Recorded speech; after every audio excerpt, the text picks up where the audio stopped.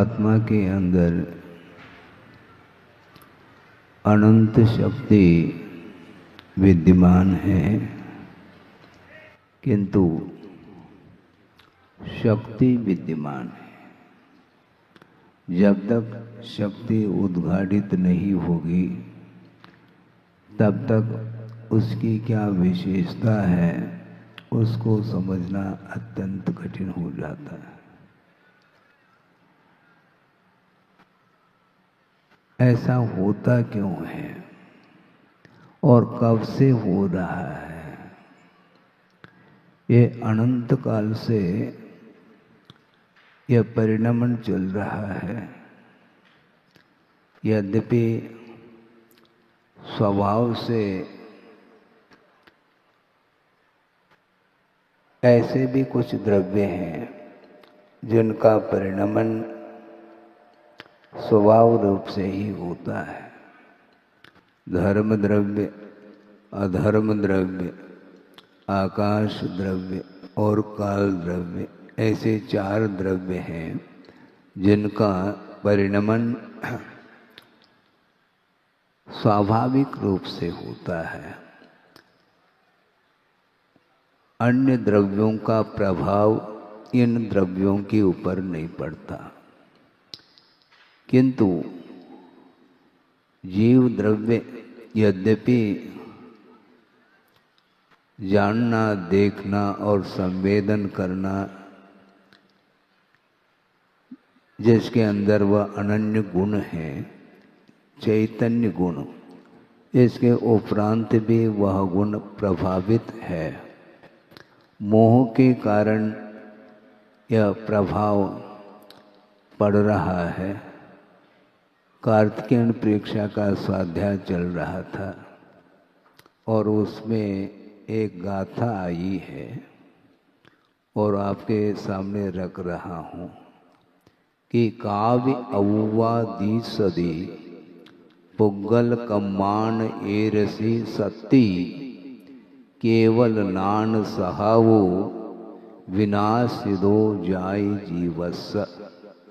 ऐसी पुद्गल की ऐसे अपूर्व शक्ति है जिस शक्ति के कारण वह केवल ज्ञान आवर्णित है। वह शक्ति समाप्त हुई है। अनंत शक्ति विद्यमान है जीव में और अनंत ज्ञान भी विद्यमान है शक्ति के रूप में, किंतु उसके ऊपर आवरण आया है।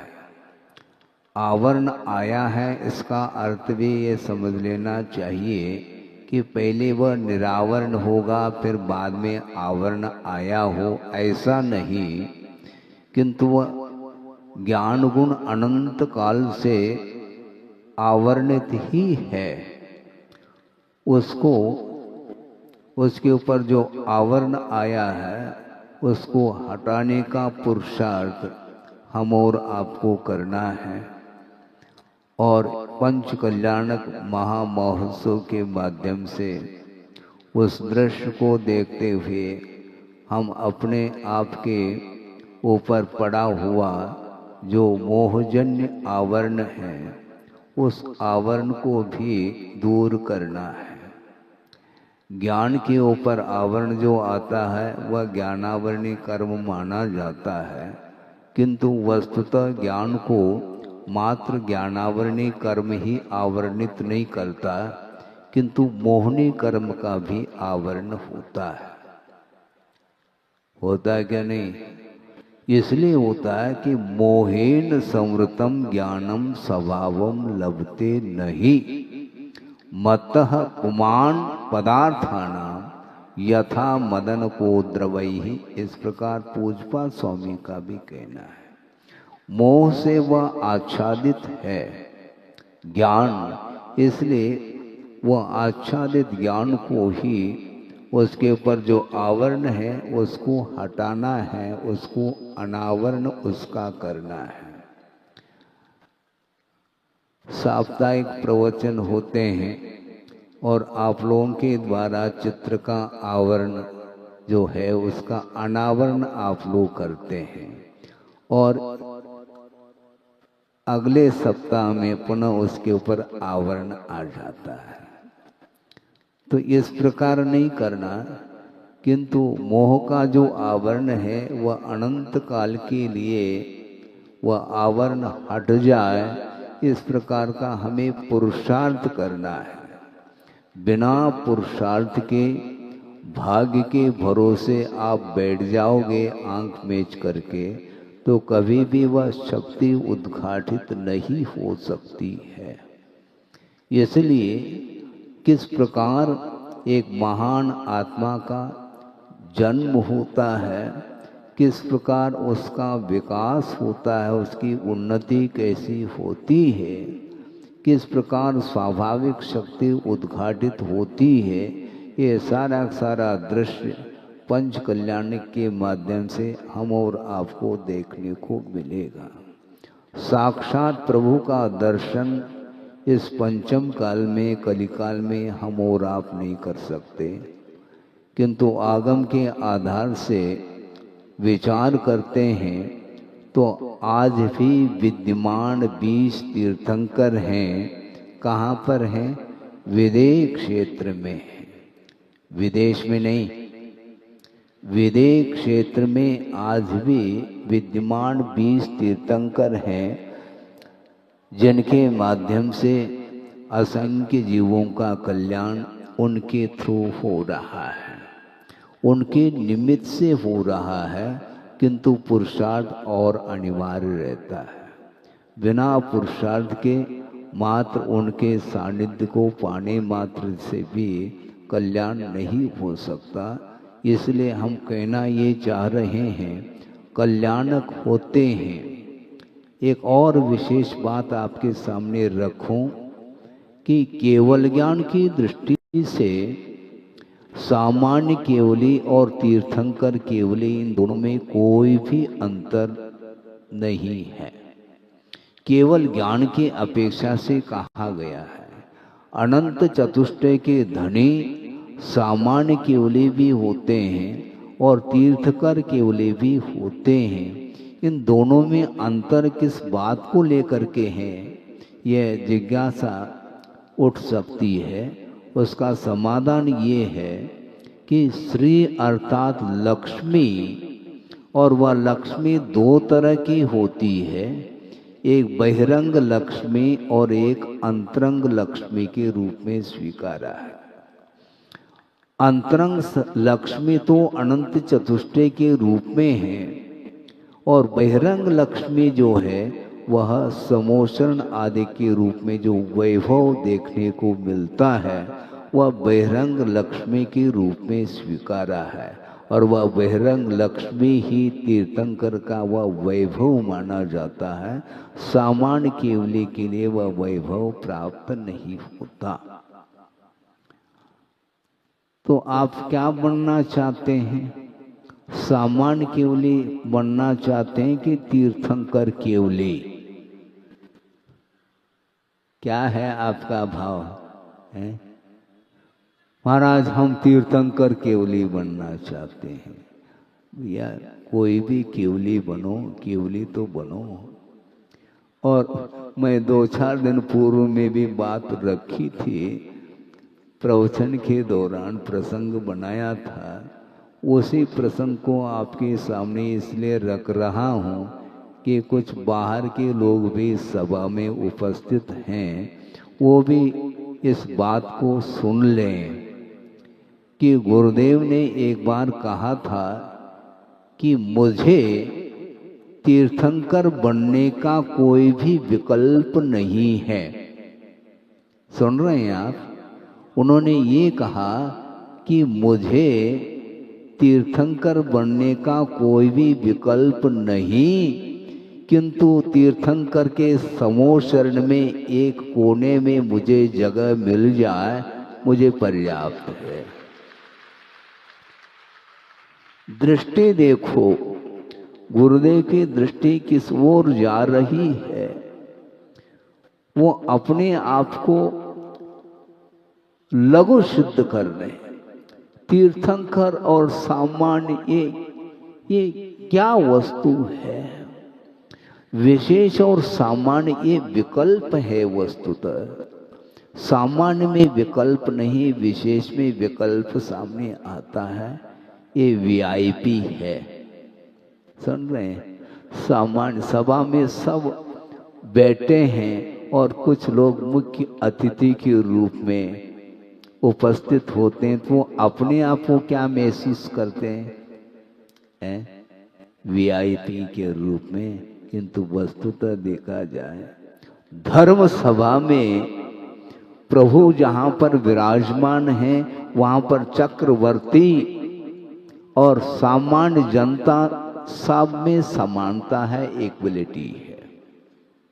भले ही आप सम्मान दे दो, आदर दे दो, ये अलग वस्तु, किंतु भगवान के सामने और कौन सा आदर का पात्र हो सकता है? भगवान के सामने सब समान है। तो इसी प्रकार तीर्थंकर और सामान्य केवली को जब सामने रखते हैं तो केवल ज्ञान की अपेक्षा से दोनों में कोई भी विशेषता नहीं, किंतु जिन्होंने पूर्व भव में षोडश कारण भावना भाग करके तीर्थंकर अथवा केवली श्रुत केवली के सन्निधान में तीर्थंकर प्रकृति का जो बंद किया था, विश्व कल्याण के भाव को लेकर के जिन्हें तीर्थंकर प्रकृति का बंद हुआ था, उसका एकमात्र परिणाम है कि वर्तमान में जब तीर्थंकर प्रकृति का उदय होता है तो केवल ज्ञान तो प्रकट होता ही है और साथ साथ इंद्र की आज्ञा से कुबेर के माध्यम से समोषण की रचना हो जाती है और 12 सभा वहां पर दिव्य ध्वनि को सुनने के लिए उपस्थित है। दिव्य ध्वनि को सुने और सुन करके अपने को आत्मा का कल्याण करना है। कल्याण की ओर यदि दृष्टि है तो कौन छोटा और कौन बड़ा, ये सारे विकल्प समाप्त हो जाते हैं और होना चाहिए। जो व्यक्ति जितना लघु बनने का पुरुषार्थ करता है उसके जीवन में ही गुरु बनने का अवसर भी होता है। गुरु है क्या वस्तु? गुरु बोलते किसको?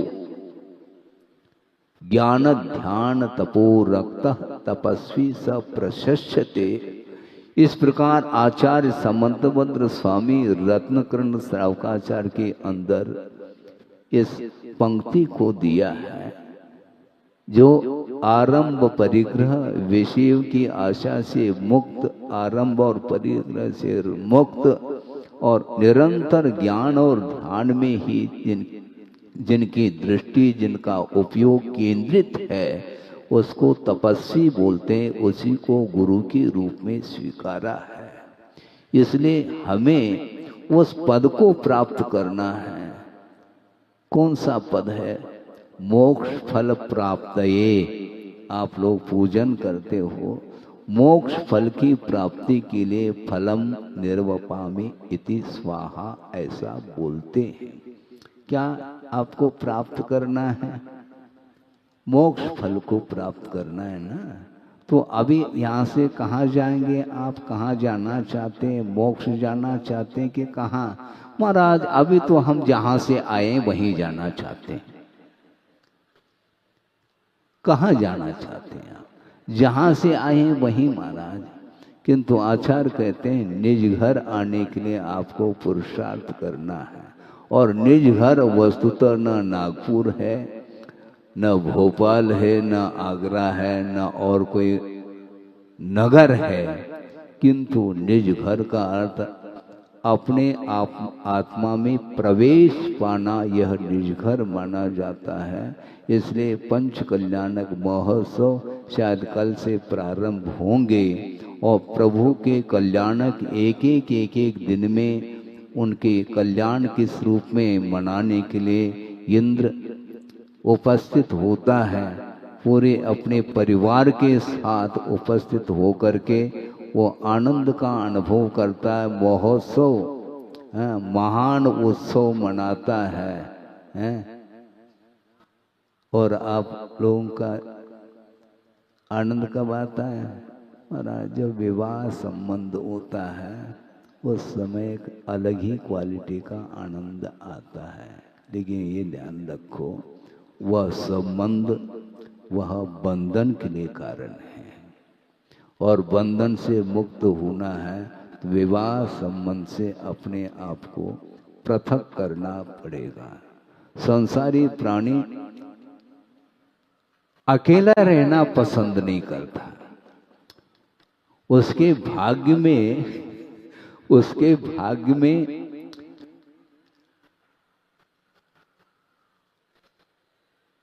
मुक्ति इष्ट नहीं, बंधन इष्ट है। और बंध जाता है फिर बाद में उसको पश्चाताप हाथ लगता कि महाराज ये बंधन कब छूट जाए। अच्छा, बंधन को आपने अपनाया क्यों, ये हम पूछना चाहते हैं। स्वयं ही अपनी इच्छा से बंधन को स्वीकारता है, फिर जब संकट आपत्ति विपत्ति सामने आती है उस समय वह बंधन से अपने आप को मुक्त बनाना चाहता है। तो आचार्य कहते हैं इस प्रकार करना ठीक नहीं है। लेकिन प्रायः एक बार प्रवेश कर लेता है, एक बार मैं चख लूं फिर बाद में देख लूं, फिर क्या देखोगे। ये अनंतकालीन परंपरा, मोह की परंपरा निरंतर चली आ रही है, और इस परंपरा को समाप्त करने के लिए, इस मोह को समाप्त करना यानी मोह की अंत्येष्टि, सुन रहे हैं आप, मोह की अंत्येष्टि करना है, मोह को बढ़ाना नहीं। ये मोह ही एक ऐसी शक्ति है, पौद्गलिक शक्ति, जिसने केवल ज्ञान को रोक दिया है। आत्मा स्वतंत्रता का अनुभव कर सकती है, किंतु कर्माधीन होने के कारण, कर्म के उदय के कारण वह पराधीन होती हुई अनंत दुख का वह अनुभव कर रही है। आपका समय हो गया है, और जब कभी भी प्रसंग आएगा तो किस प्रकार आत्म तत्व का विकास होता है, मोक्ष किस ढंग से प्राप्त किया जा सकता है, मोह को किस ढंग से समाप्त किया जा सकता है, प्रभु के प्रति श्रद्धा का भाव किस प्रकार जागृत किया जा सकता है, ये सारा वर्णन आगम ग्रंथों के माध्यम से आप लोगों को पढ़ने को मिल सकता है, और पढ़ करके चिंतन मनन करके अपने परिणामों को उज्जवल बनाने का अवसर प्राप्त हो सकता है। आप जहाँ भी रहते हैं वहाँ से आए हैं और धर्म के प्रति आपकी रुचि है, इसलिए आप लोग सभा में उपस्थित हैं। इसी प्रकार निरंतर जो है धर्म के प्रति रुझान बनी रहे, और प्रभु की आराधना करते हुए अपने किए हुए जो कृत्य हैं, कर्म हैं, उनको समाप्त करने के लिए निरंतर पुरुषार्थ करेंगे तो निश्चित रूप से जिस प्रकार प्रभु को स्वतंत्रता का अनुभव हो रहा है, और वे शरीरातीत हो करके जिस प्रकार अनंत सुख का अनुभव कर रहे हैं, और करने के लिए उन्होंने मार्ग प्रशस्त किया है, उसी प्रकार अपने आप के बंधन को तोड़ करके मुक्त अवस्था को प्राप्त करने की यदि उत्कंठा है तो निरंतर सच्चे देव गुरु शास्त्र का आलम्बन लेकर के अपने परिणामों को पवित्र बनाने का पुरुषार्थ करेंगे, जिसके माध्यम से वह आत्म तत्व स्वतंत्रता का अनुभव कर सकती है। करे इस पवित्र भावना के साथ अहिंसा परमो धर्म की जय।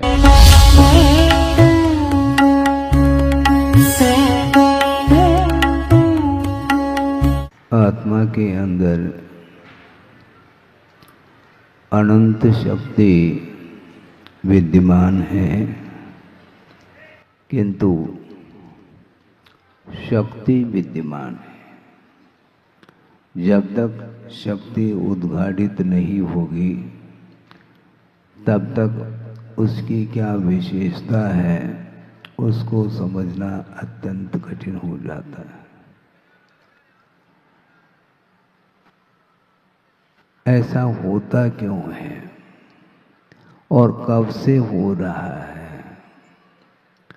ये अनंत काल से यह परिणमन चल रहा है। यद्यपि स्वभाव से ऐसे भी कुछ द्रव्य हैं जिनका परिणमन स्वभाव रूप से ही होता है। धर्म द्रव्य, अधर्म द्रव्य, आकाश द्रव्य और काल द्रव्य, ऐसे 4 द्रव्य हैं जिनका परिणमन स्वाभाविक रूप से होता है। अन्य द्रव्यों का प्रभाव इन द्रव्यों के ऊपर नहीं पड़ता, किंतु जीव द्रव्य यद्यपि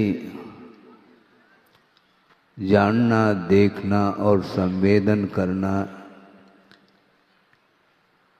जिसके अंदर वह अनन्य गुण है, चैतन्य गुण, इसके उपरांत भी वह गुण प्रभावित है। मोह के कारण यह प्रभाव पड़ रहा है।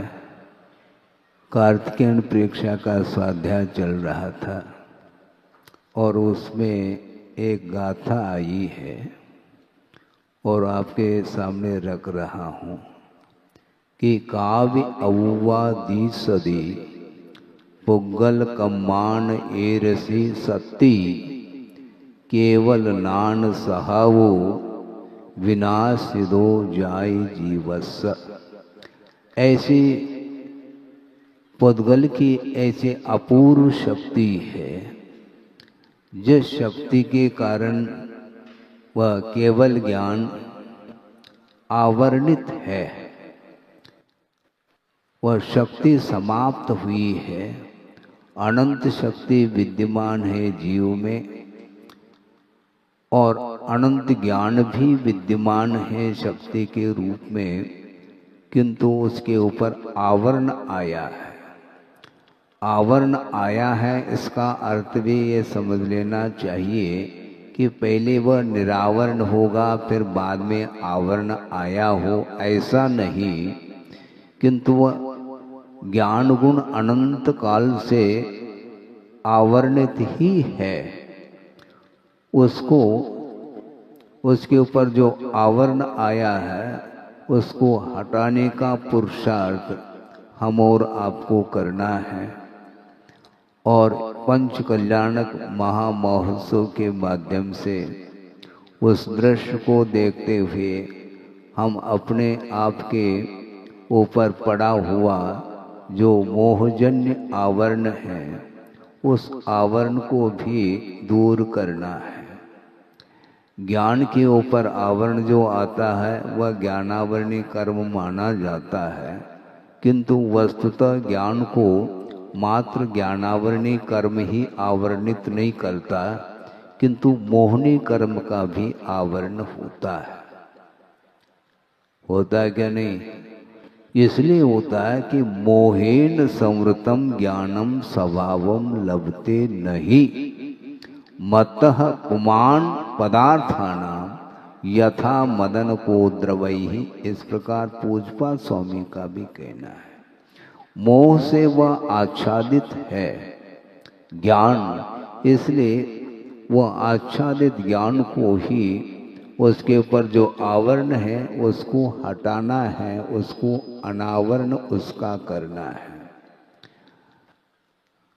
साप्ताहिक प्रवचन होते हैं और आप लोगों के द्वारा चित्र का आवरण जो है उसका अनावरण आप लोग करते हैं और अगले सप्ताह में पुनः उसके ऊपर आवरण आ जाता है। तो इस प्रकार नहीं करना, किंतु मोह का जो आवरण है वह अनंत काल के लिए वह आवरण हट जाए, इस प्रकार का हमें पुरुषार्थ करना है। बिना पुरुषार्थ के भाग्य के भरोसे आप बैठ जाओगे आंख मेच करके तो कभी भी वह शक्ति उद्घाटित नहीं हो सकती है।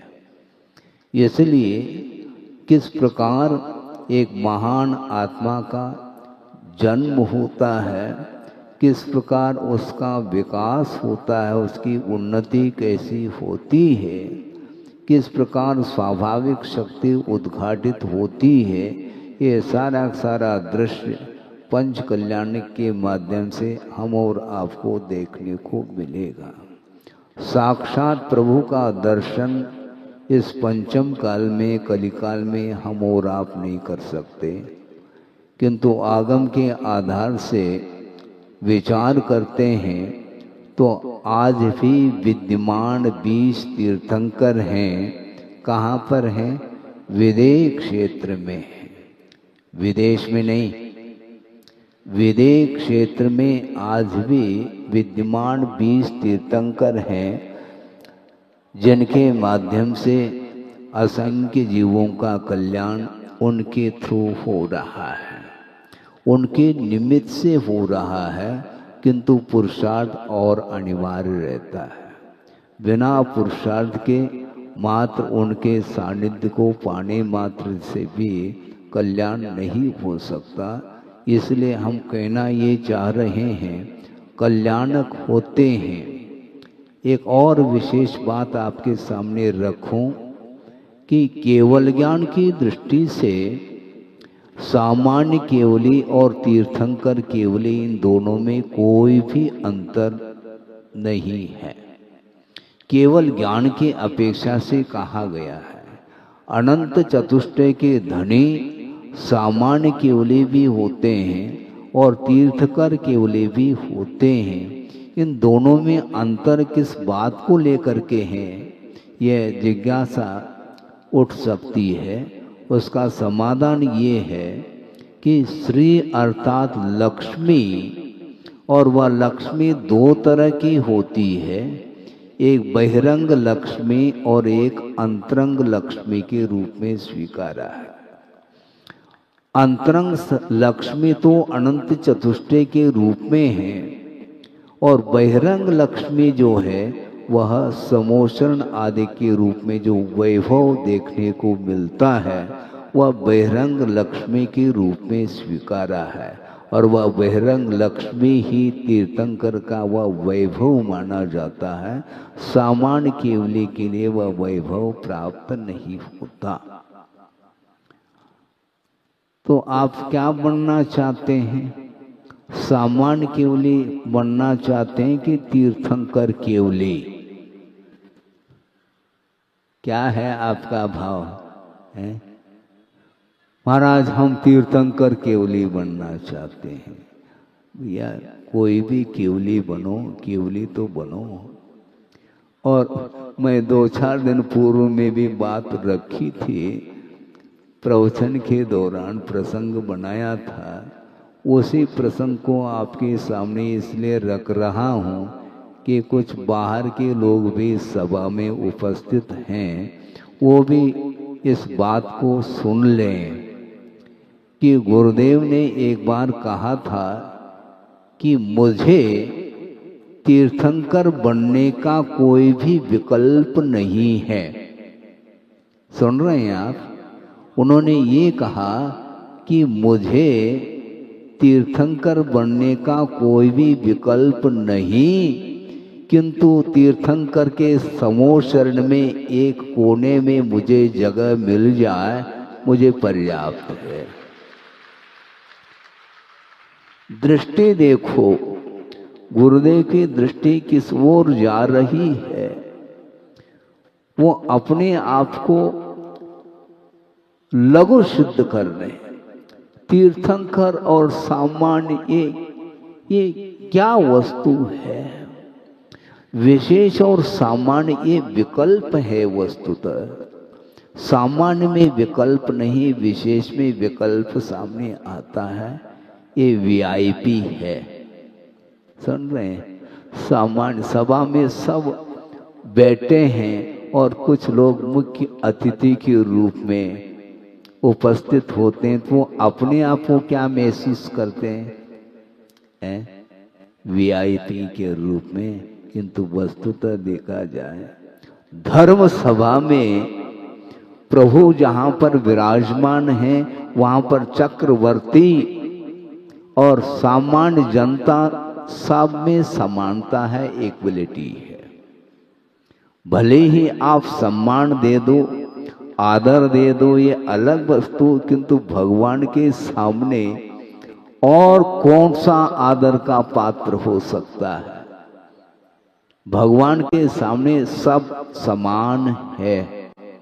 तो इसी प्रकार तीर्थंकर और सामान्य केवली को जब सामने रखते हैं तो केवल ज्ञान की अपेक्षा से दोनों में कोई भी विशेषता नहीं, किंतु जिन्होंने पूर्व भाव में षोडश कारण भावना भा करके तीर्थंकर अथवा केवली श्रुत केवली के सन्निधान में तीर्थंकर प्रकृति का जो बंद किया था, विश्व कल्याण के भाव को लेकर के जिन्हें तीर्थंकर प्रकृति का बंद हुआ था, उसका एकमात्र परिणाम है कि वर्तमान में जब तीर्थंकर प्रकृति का उदय होता है तो केवल ज्ञान तो प्रकट होता ही है और साथ साथ इंद्र की आज्ञा से कुबेर के माध्यम से समोषण की रचना हो जाती है और 12 सभा वहां पर दिव्य ध्वनि को सुनने के लिए उपस्थित है। दिव्य ध्वनि को सुने और सुन करके अपने को आत्मा का कल्याण करना है। कल्याण की ओर यदि दृष्टि है तो कौन छोटा और कौन बड़ा, ये सारे विकल्प समाप्त हो जाते हैं और होना चाहिए।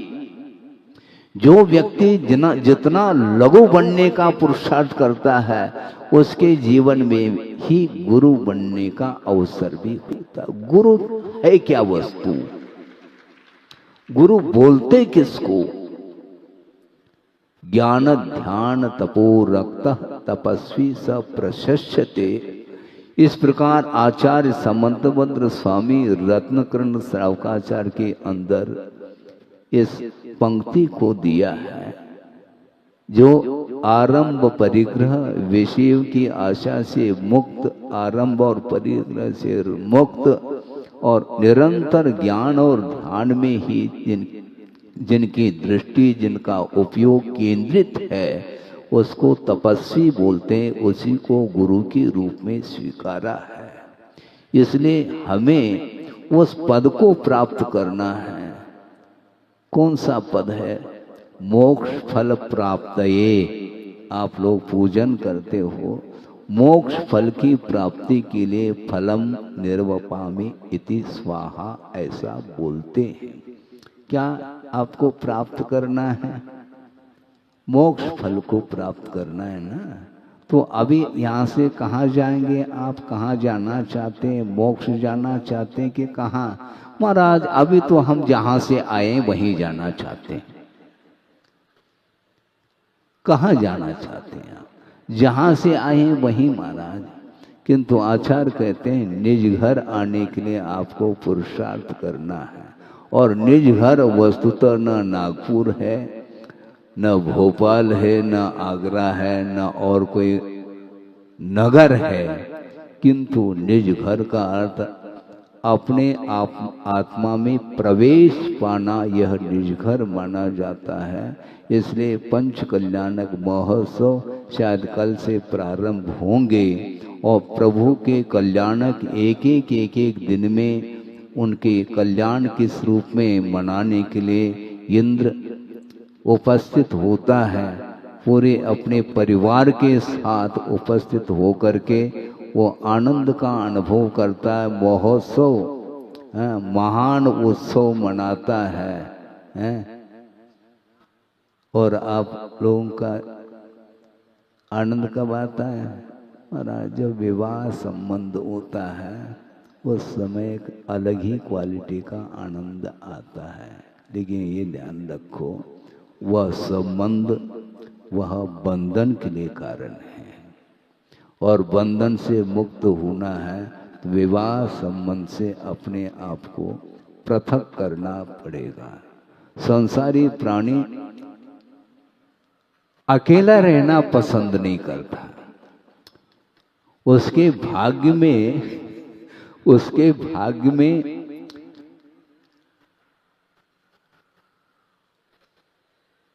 मुक्ति इष्ट नहीं, बंधन इष्ट है।